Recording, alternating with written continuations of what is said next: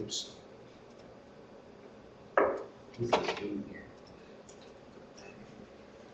All right, so now we're going to continue on with the chapter 13. The next topic on the subject is temperature and the solubility. And for those of you who remember the experiments you did back in Chem 1, potassium nitrate is the one that stands out. If you look at this this picture here, potassium nitrate is this black line. This is the one you did. And the two temperatures that we tried was at about a little bit over 20 degrees Celsius, because that's the room temperature of the lab. It's very cold. And also at 60 degrees Celsius. You can see that the solubility, especially for potassium nitrate, changed quite a bit, going from the low temperature to the high temperature. So there is a lot of solids that the solubility is going to be higher at a higher temperature. And there's also a few of those that solubility is going to be lower at a higher temperature, such as sodium sulfate and this is cerium sulfate. This one is not cesium, cerium is Ce. So one of those rare earth metal. And there's also quite a few of those, such as sodium chloride.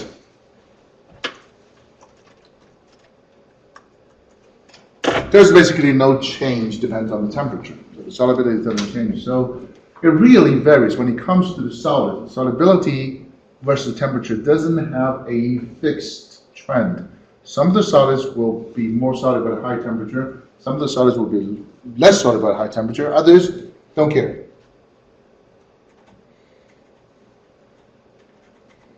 So this fractional crystallization is one method to separate two solids that has a difference in the solubility. The one that's commonly used is potassium nitrate, which the solubility changes dramatically with higher or lower temperature, and sodium chloride, when the solubility almost doesn't change at all. And one of the procedure involves dissolving the sample in 100 mL of water at 60 degrees Celsius. You're going to cool that to room temperature, not to room temperature, rather to 0 degrees Celsius. Then all the sodium chloride will still stay in solution, but you'll get 78 grams of pure potassium nitrate. This is right now just a theoretical basis, because I haven't seen personally any practical application of this yet. But in terms of the theoretical concept, this works when you have two solids that has this very different solubility. And it even works when you are mixing two different salts together. In other words, if I am mixing potassium chloride and the sodium nitrate. Now, did you notice that if we're talking about a pure double displacement reaction, we're going to get these. But as soon as I mix potassium chloride and sodium nitrate together, I have those four ions in the solution. Because all these, all four species in this equation here are highly soluble ionic species. They're going to ionize completely. So it really doesn't matter if you are adding potassium nitrate or sodium chloride, or you're adding potassium chloride and sodium nitrate. You're going to get those four ions, and then you're going to have this combination. So this is just a very interesting phenomenon, but right now we're just going to take that as FYI. On the other side, when you're looking at the solubility of a gas in the liquid, they have this universal trend that when the temperature is higher, the gas is much less soluble. Well, let's think about this scenario for a little bit. When you dissolve the gas in the solution, what is happening to the gas molecule? It's spreading apart. Spreading apart. The gas molecule is already spreading apart in the gas phase. So it's actually the opposite, isn't it? When you dissolve the solids in the solution, you're spreading the particles apart. So the particles gain more freedom. In other words, which we're going to use that term in the later chapters, the entropy is going to increase. But when you dissolve the gas in the solution, you're now trapping the gas in the liquid. The gas is losing its freedom. right? And the ability to trap the gas depends on what? Depends on the intermolecular force between your solvent molecules and the gas molecule. Now, when you raise the temperature, the gas molecule will get more kinetic energy. It's going to like to move faster and stronger and even more violently. And your purely intermolecular force is not going to be able to trap as much gas at a higher temperature. Hence, when it comes to the solubility, it becomes lower.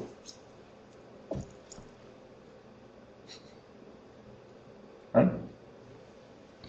All right, so when it comes to the gas, you'll always have this trend. The solubility will decrease with increasing temperature. And that's especially true for oxygen and a bunch of other gases. There's another relationship between the solubility of the gas and also the pressure. The solubility of the gas in the liquid is proportional to the pressure of the gas over the solution.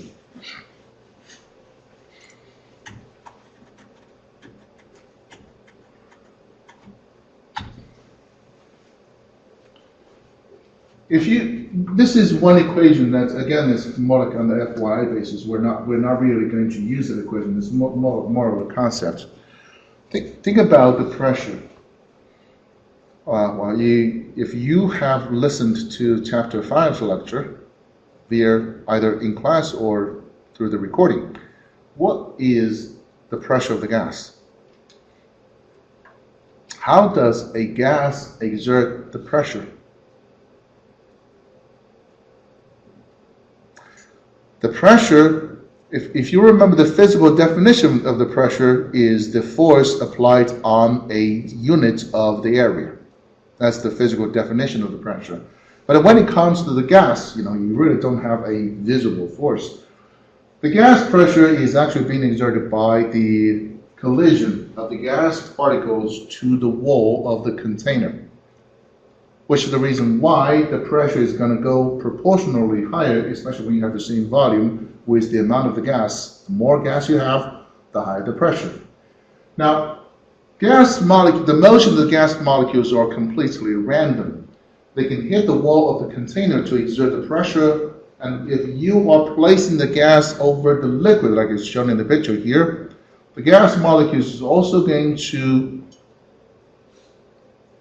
collide with the surface of the liquid, right? The more gas molecules with higher pressure the higher pressure gas will have more gas molecules colliding with the surface of the liquid, and guess what?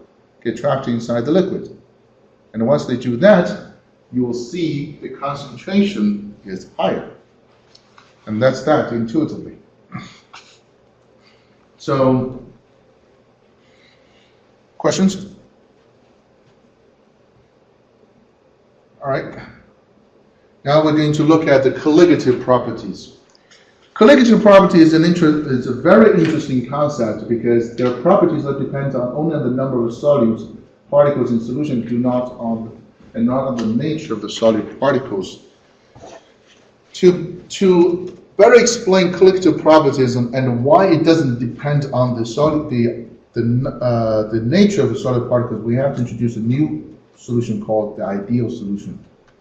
I know ideal solution is not something that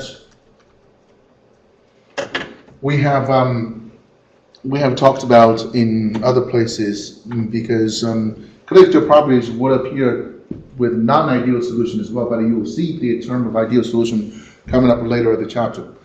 So if you remember the ideal gas law, what is the characteristics of an ideal gas? Oh. The ideal gas has these three things.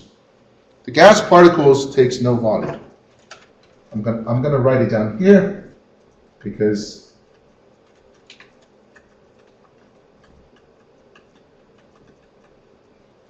so the ideal gas has the gas particles have no volume. So they're simply going to be points. And the ideal solution is the same. except now we're talking about the solvent and the solute particles. Have no volume. Now the second requirement for the ideal gas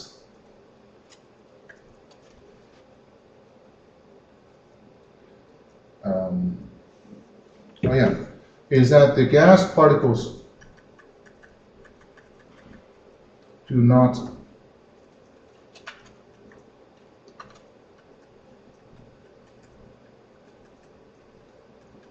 attract or repel each other, aka no intermolecular force.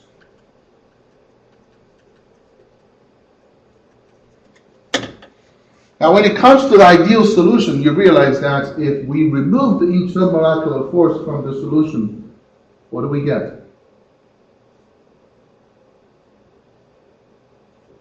We get the whole thing blown up. Because intermolecular force is the only thing that holds everything together.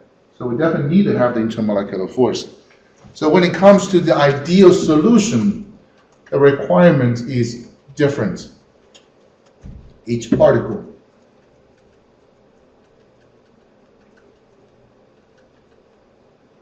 feels the exact same amount of attractive force in all directions.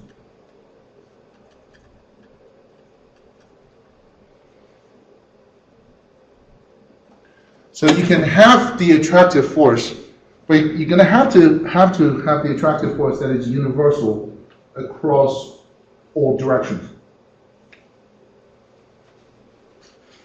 And there's a third requirement for the ideal gas, which is a completely elastic collision.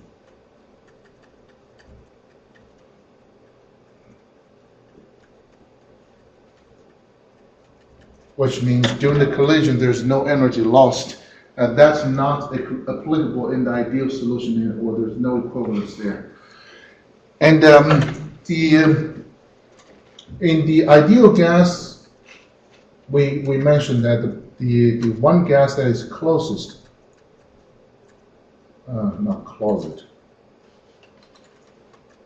closest example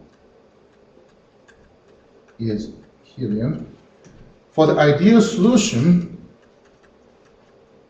the closest example is a very dilute solution.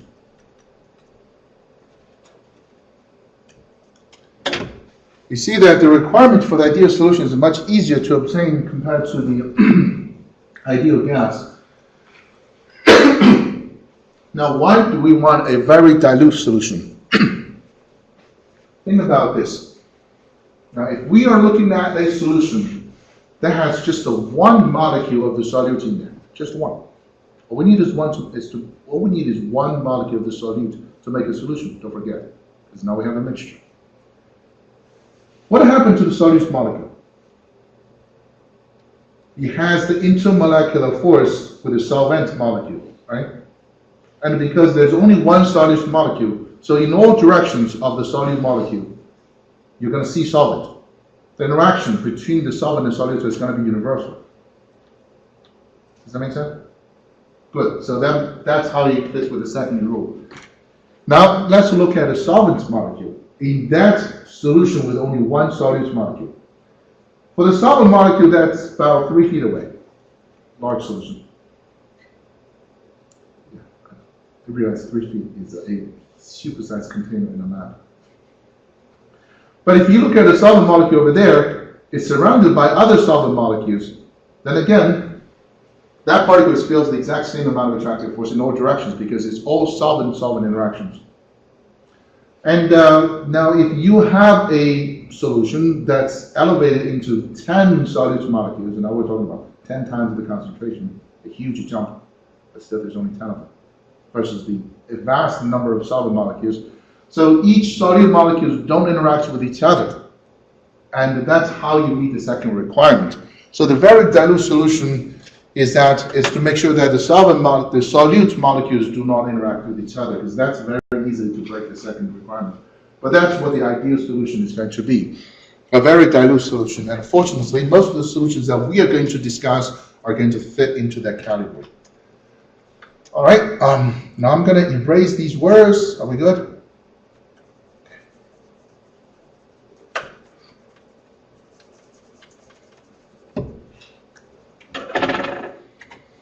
The first of the collective property, okay, by the way, because you notice that when we're talking about the ideal solution, there is no mention about the nature of the particle. It's only about the number of the molecules, which is the reason why we have here. The first of the collective properties we're going to look at is the vapor pressure lowering, which is described by this Raoult's law. And the vapor pressure of a component is the vapor pressure of the pure solvent multiplied by the mole fraction of the solvent. So that's the vapor pressure lowering. In other words, if you think about anything, if you compare it to a pure solvent and a solution, the pure solvent is pure, 100%, right?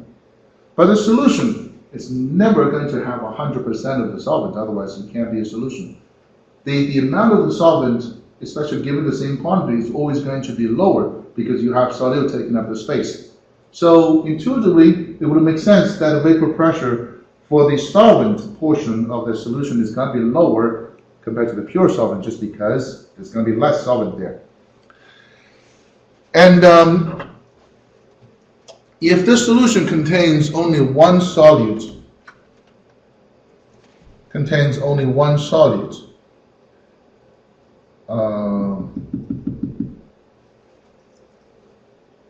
I'm going to add that involatile solute. This involatile solute is basically telling us that this particular solute is not going to change into vapor, so it will not contribute into the vapor pressure.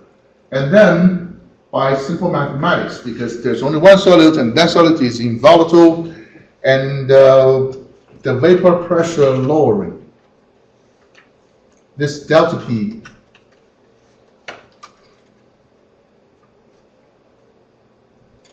is what the vapor pressure lowering is. The vapor pressure itself, the P1 is the vapor pressure, but delta P is the vapor pressure lowering, because that's the difference in the vapor pressure. The difference in the vapor pressure now becomes the mole fraction of the solute times the vapor pressure of the pure solvent.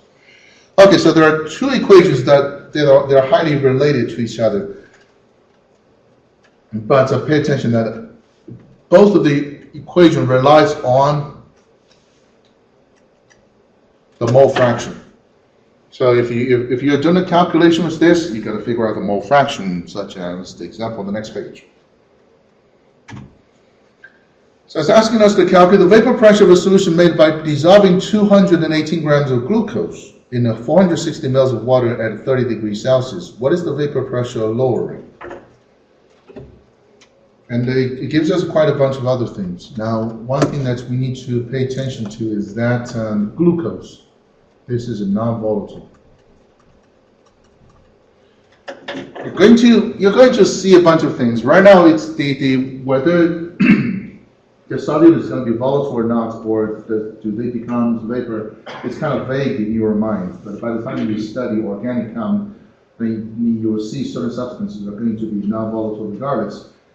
The reason that glucose is non-volatile is the same reason the glycerides are being used as a moisturizer with all those OH groups.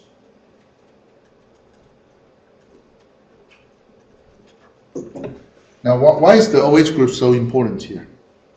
What did the OH groups do? Make hydrogen bonds. That make plenty of hydrogen bonds. That gives the two things. Number one, glucose stays as a solid at room temperature, and the second, glucose is super soluble in water.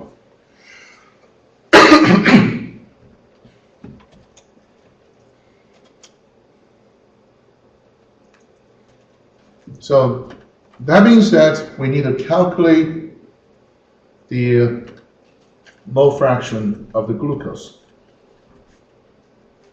And I'm just going to be using the GLU for glucose, even though that's not entirely correct, because GLU is a symbol for one of those amino acids. I forgot whether it's glutamic acid or glutamate. Doesn't matter. Okay, so then that means I need to find the moles of the glucose. So the moles of the glucose is 218 grams.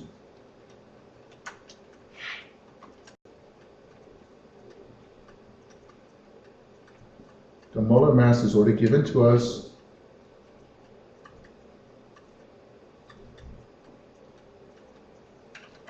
So cancel the grams of glucose, and we have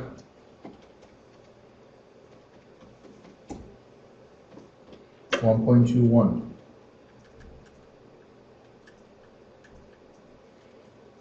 And then we also need to figure out the moles of water if we want to know the mole fraction. The moles of water is not given to you directly, but we were given the volume of water, 460 ml of water. The mass of water is the density of the water is 1.00 gram per ml. And then we also have the molecular weight of the water is 18.02. Nope.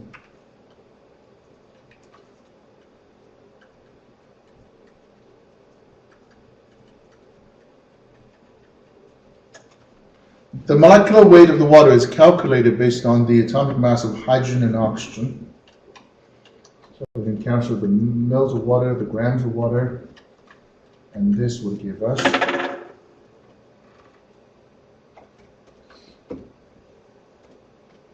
25.25.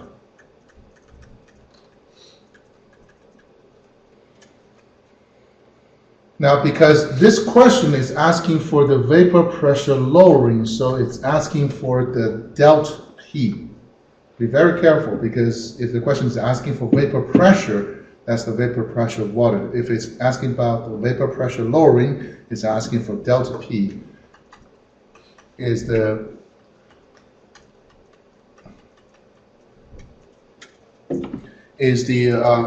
So delta P is calculated by the mole fraction of the glucose times the vapor pressure of water in the pure form. So let's calculate the mole fraction of glucose, which is the moles of glucose divided by the moles of glucose plus the moles of water, which is going to be 1.21 mole divided by 1.21 plus 25.5 mole.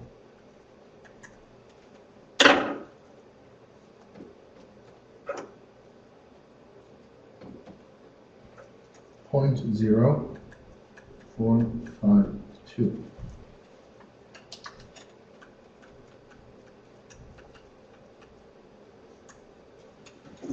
Remember, we went over this back in chapter 5. When you calculate the mole fraction, because it's moles over moles, the mole fraction as a concentration unit has no other unit. It's just a pure number.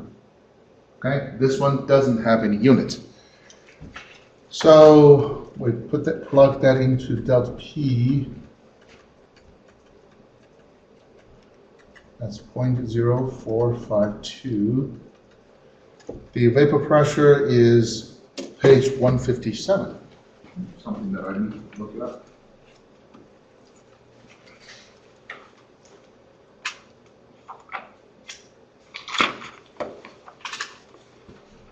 At 30 degrees is 31.82 millimeter mercury.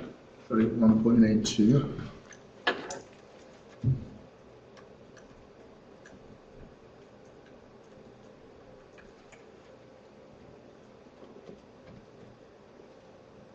.44.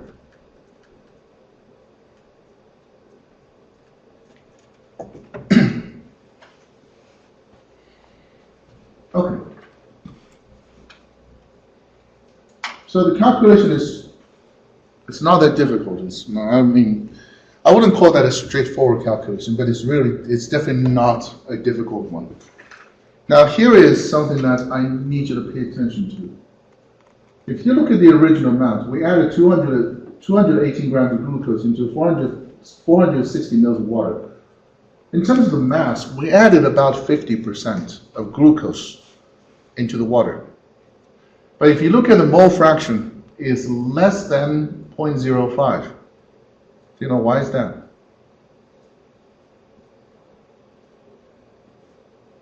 In terms of mass, we added about 50% of the mass of glucose, but it's only a tiny, tiny amount. I don't know, well, not a tiny, but a much smaller amount in terms of the moles. Why is that? And the mathematics are correct. I can assure you of that. Because the molecular weight of glucose is 10 times of the molecular weight of water. So a lot of the colligative property go like this because you can add a huge amount of other stuff, but it may have a much smaller impact on the colligative property because the molecular weight of the substance you added in are simply too big. If you think about the definition of a colligative property, it only relies on the number of particles, not the nature of the particles. So you know, if you want to have the highest impact, what you really want to do is something with the smallest molecular weight, that can possibly, dissolve in water and also cheap enough, such as the salt we sprayed on the roads in the winter. Anyways, we're going to come back to that point. Any questions on this one? Okay, let's move on then.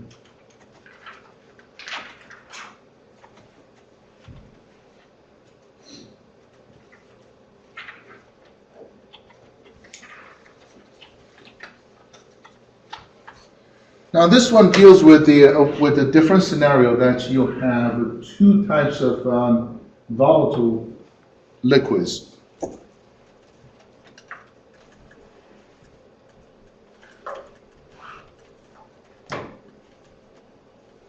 You have two volatile liquids mixed in together, and then both of which are going to have a vapor pressure of their own.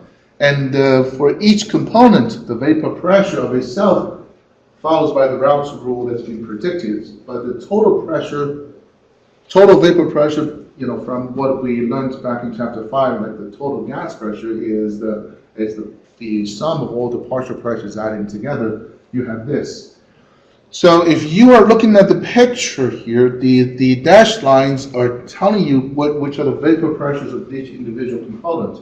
So this dashed line is the vapor pressure of benzene. We have all benzene here. The vapor pressure matches the vapor pressure of benzene. This one is the vapor pressure of toluene. And when there's no benzene here, when it's all toluene, it matches the vapor pressure of toluene. And the solid line above here is the sum of those two. But that's an ideal solution. Ideal solution meaning the benzene or the toluene are interacting with each other at the exact same intermolecular force, which is unlikely. So,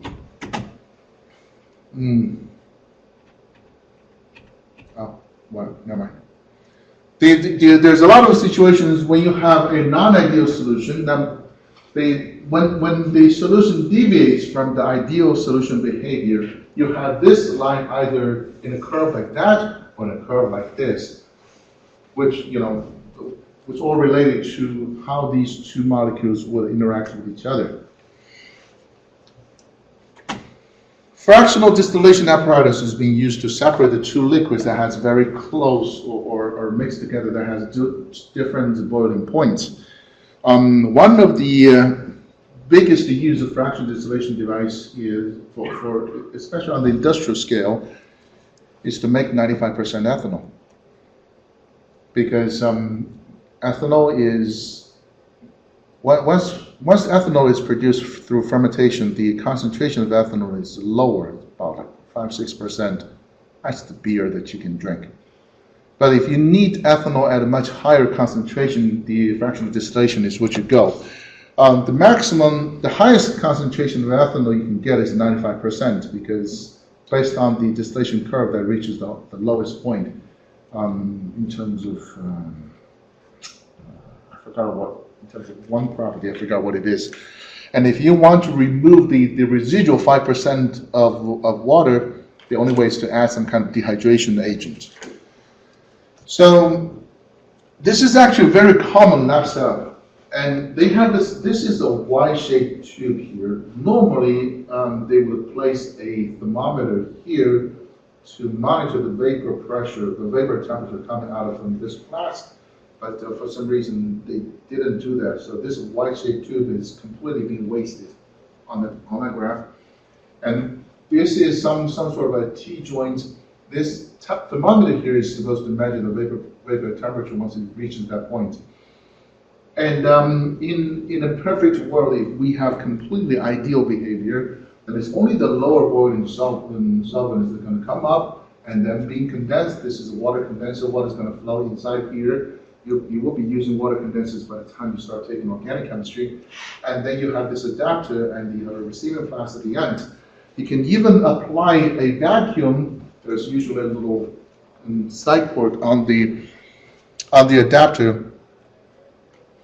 Unfortunately, it's not on the picture here, which then this is a dangerous setup because now you have a system that's completely sealed and you're applying heat, you're making vapor, so essentially you're making a bomb.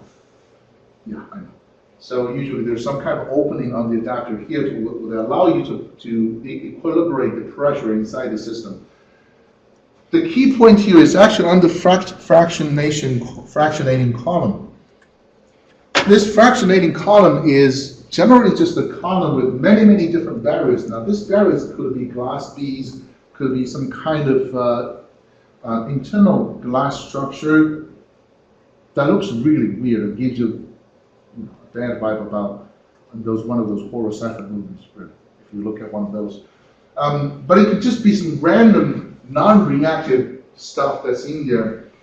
The whole purpose of this fractionating column is to create this continuous re-evaporating and condensation process. Because every time we have a mixture that evaporates and recondenses, there's going to be a difference there's going to be a difference in the ratio of the two components in the mixture. So by doing that many, many times, that's the purpose of this fractionating column. So the low boiling portion gets concentrated into the liquid phase. The higher boiling liquid gets concentrated in the liquid phase, and the lower boiling component gets concentrated in the gas phase. So then you have almost a purity the gas phase coming out here, purity the low boiling component coming out from here in the receiving flask, and then most of your higher boiling liquid is going to stay in the distillation flask. It's a very, thinking backwards is really, really ingenious design, but it's being used less and less in the actual lab. You know why?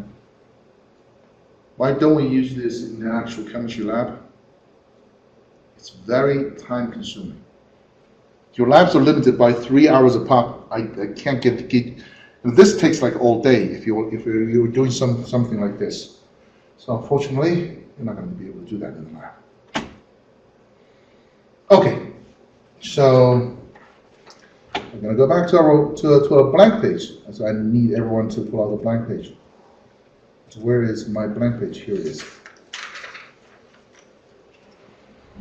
And on this blank page, we're going to look at the phase diagram of water.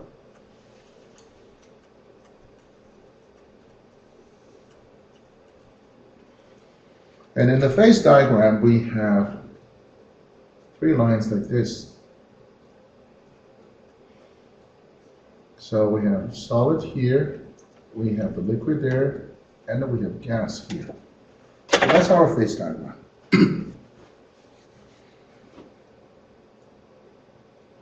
But that's the phase diagram of water. Now let's look at the phase diagram of a solution.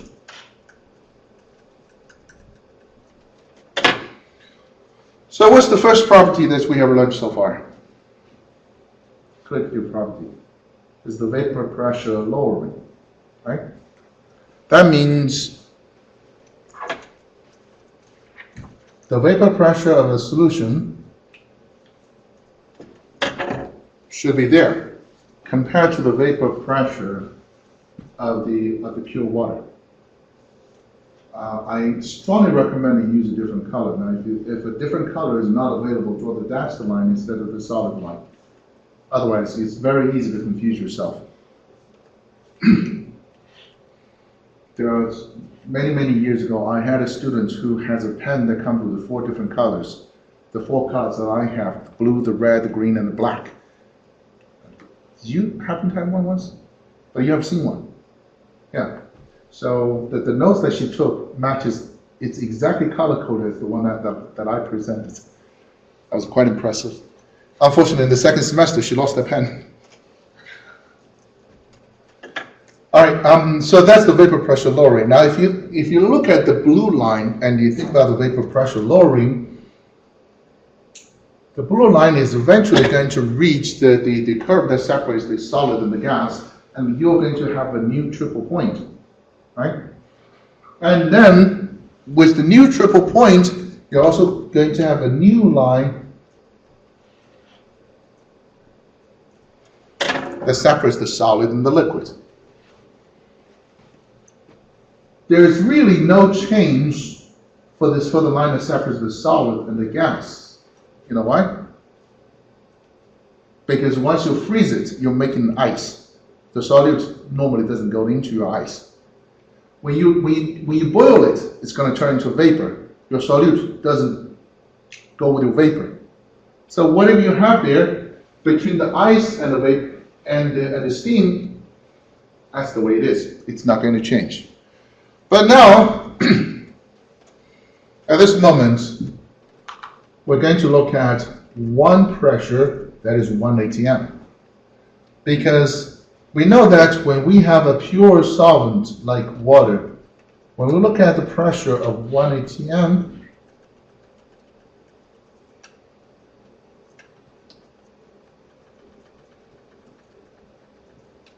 we have the freezing point of water, which is 0 degrees Celsius, when the 1 atm reaches the line separates the solid and the liquid. And we also have a temperature of a boiling point 100 degrees Celsius when the 1 atm reaches the line that separates between the liquid and the gas. But did you realize that if we are looking at the 1 atm line for the solution, it's all different now? Because the solution will have its own melting point, and that's going to be less than 0 degrees Celsius. And the boiling point, the solution will also have a boiling point that's going to be higher. Well, this is really not the best way to show it. Oh. Don't worry.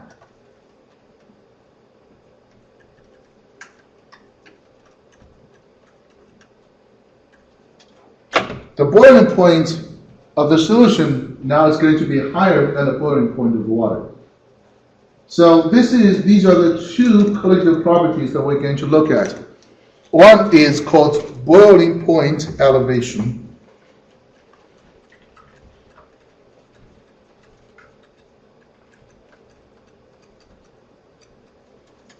And the other one is called freezing point depression.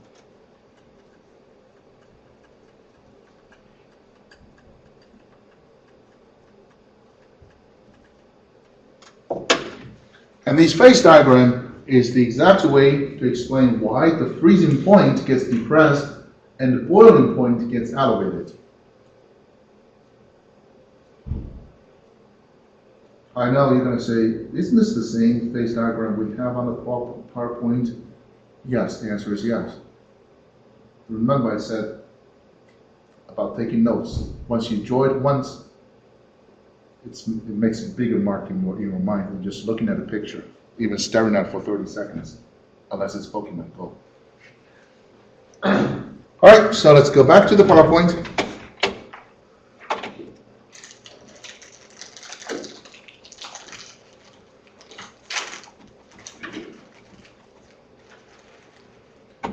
It turned out to be that the boiling point elevation is related to the molality of the solution. You might want to use a different color. To the molality of the solution. And then there is another constant called the molar boiling point elevation constant. There's just really no better name for that. So I'm going to call that KB, because I don't want to pronounce the molar boiling point elevation constant. It's just too much for me. Now this KB value has a interesting unit, degrees Celsius per molar. In other words, you're using the molality as is, and it's just a ratio between the molality and the change. Now the boiling point elevation, this equation calculates the difference in the boiling point, not the actual boiling point itself. It only calculates the difference. Only calculate the difference in the boiling point, not the actual boiling point. To be able to calculate the actual boiling point, it's going to be the boiling point of the pure liquid plus whatever the difference it is to give the actual boiling point. Keep that in mind. And if you notice that when we draw the phase diagram, we have the boiling point elevation. We did the same with the freezing point depression. And it's probably not surprising that, did you notice that the only thing difference between this slide and the previous one is that now we're talking about, this is still the molality, but we're now talking about KF for the freezing point. So KB is for the boiling point, KF is for the freezing point. And this is, again, still just a difference. One thing that you need to be very careful about is that when it comes to the freezing point of your solution is lower than the freezing point of the solvent, of the pure solvent.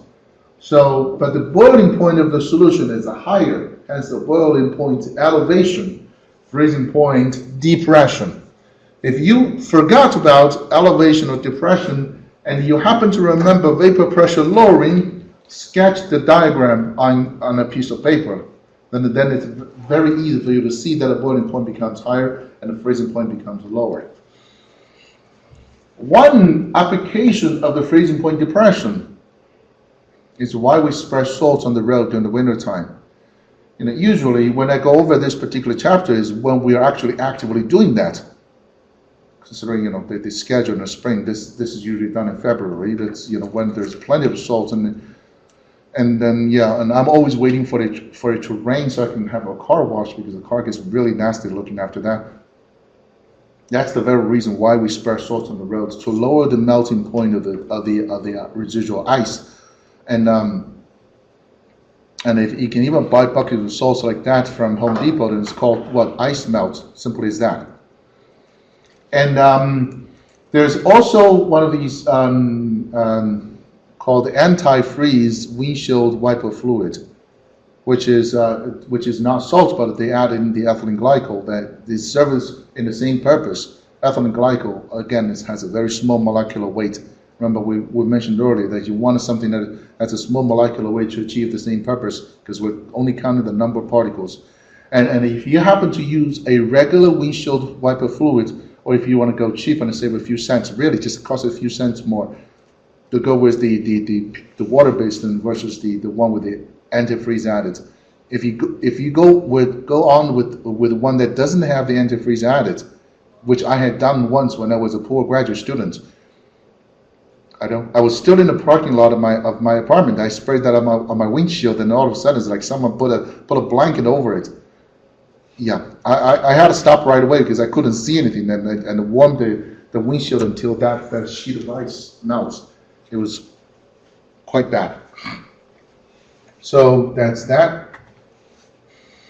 The common KF and KB values are being listed in this table. I'm not going to ask you to memorize any of the numbers. I just want to point out that the common used numbers are going to be these two. Why? Because that's for water. Now, the other number that's worth pointing out is going to be this number. The Kf value is 20. It's the largest of all. Now, why is that number significant? Because that's the solvent you'll be using tomorrow in the lab, the cyclohexane. The normal freezing point of cyclohexane is only 6.6 degrees Celsius. Cyclohexane is really the perfect match for this particular experiment that we're going to be using. So this is the structure of cyclohexane, not the low structure, because I didn't draw all the bonds with the carbons and the hydrogens. And you can see that this is a non-polar molecule, which means the intermolecular forces are going to be weak, which also means that it's very easy for you to melt cyclohexane and to refreeze it with minimum energy penalty. The normal freezing point is 6.6 degrees Celsius. That means it's easily achievable under lab setting because it's normally a liquid, but once you put that in an ice bath, you're going to get a solid. And we're going to even cool it further with the ice salt bath. The Kf value is 20. That means only a tiny bit of a solute in there is going to give a drastic change in the freezing point, so you can easily tell the difference with the regular thermometer that you have in your drawer. So that's why this is the best substance we use for demonstrating the freezing point change. Excuse me. In the teaching lab. Anyways, let's look at this example. Ethylene glycol is a common automobile antifreeze. We just said that. It is water soluble and fairly non-volatile. And what did I say earlier? Oh yeah, this ethylene glycol is what's added in antifreeze windshield wiper fluid. It says calculate the freezing point of a solution containing 651 grams of substance in 2,505 grams of water. Would you keep this substance in your car radiator during the summer? So we are also looking at the boiling point, but we're also looking at the freezing point. And then we're given the molar mass. Okay. So because both the freezing point and the boiling point, both the freezing point depression and boiling point elevation requires us to calculate the molality, so we have to do that first. The molality is the moles of ethylene glycol divided by the mass of water. Now, if you look at the moles of ethylene glycol, we have what, 651 grams of ethylene glycol. We were given the molecular weight, that is 1 mole of ethylene glycol is 62.07 grams of ethylene glycol. So the grams of ethylene glycol are going to cancel each other, and we are going to get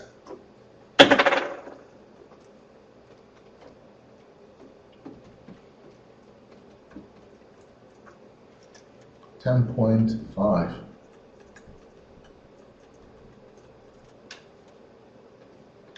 And the mass of water is 2505 grams, and we need to convert that into kilograms. So this is going to be 2.505 kilograms. Then the molality is going to be 10.5 mole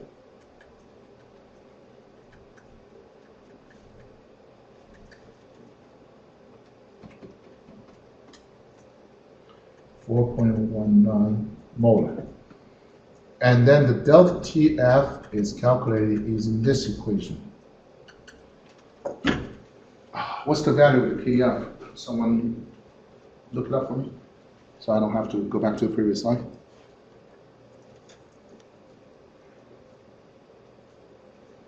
Is that 1.86?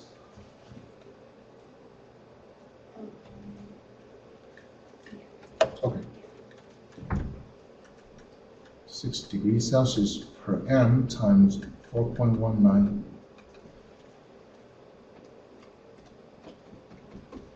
7 point.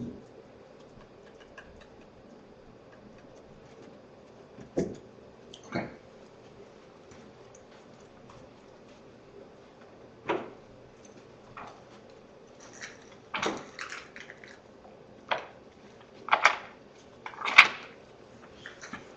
So what do we have here? Do we have the actual freezing point?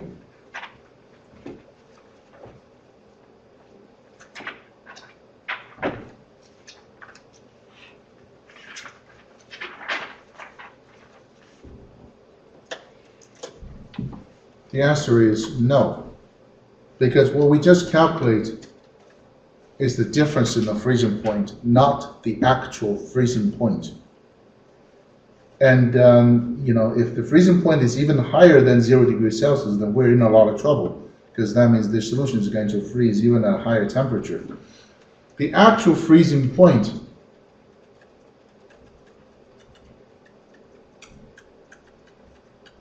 don't forget, it's freezing point elevation, so the actual freezing point is 0 degrees Celsius minus whatever the differences is.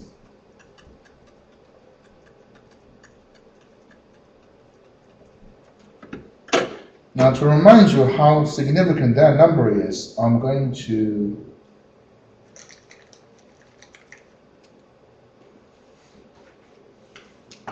convert that into degree Fahrenheit. It's about 18 degree Fahrenheit, so there's no need for that, but if I give you the Fahrenheit temperature, it makes a lot more sense, because that's the temperature that you're used to, and you understand how cold that is. Okay, so that's how the antifreeze is being useful, because now you see that it can sustain this temperature up to almost to 20 degree Fahrenheit, and 18 degree Fahrenheit is really, really cold in the winter. Let's look at the second question. It says, would you keep the substance in your car radiator during the summer? What is the one concern we have during the summer? I think it's going to evaporate, right? Now, I'm not going to do any calculation. Calculation is probably going to be useful, but it's not really that useful here. If we're looking at this particular solution, thinking about with or without the antifreeze. If we're looking at a solution, if we're looking at this without the antifreeze, what's the boiling point? Without the antifreeze, pure water, the boiling point is 100 degrees Celsius. By adding the antifreeze in there, is the boiling point going to be higher or lower?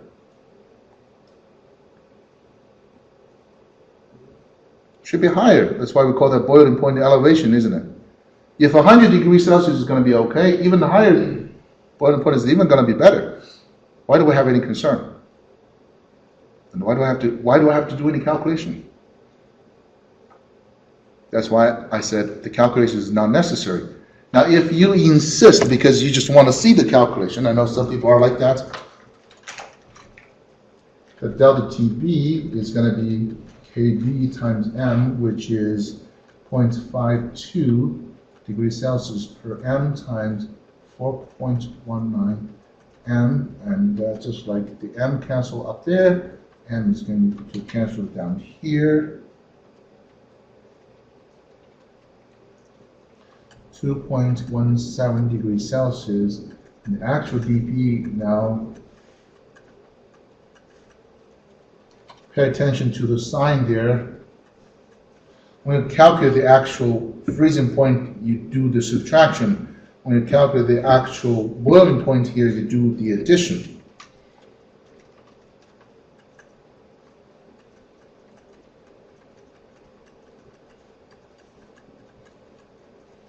It's 102.2 degrees Celsius. Like I said earlier, if we aren't even concerned about a liquid that boils at 100 degrees Celsius, we're definitely not going to be concerned about the liquid that boils at an even higher temperature. So, correct. Yes, I would keep this substance in my car radiator during the summer. And I have to put it in there anyways. Okay. Questions about this calculation?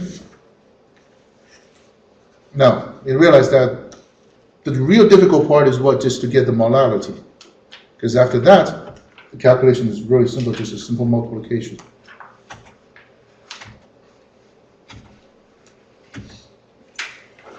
All right, we're going to talk about osmotic pressure in the next session. if I can find where I need to go.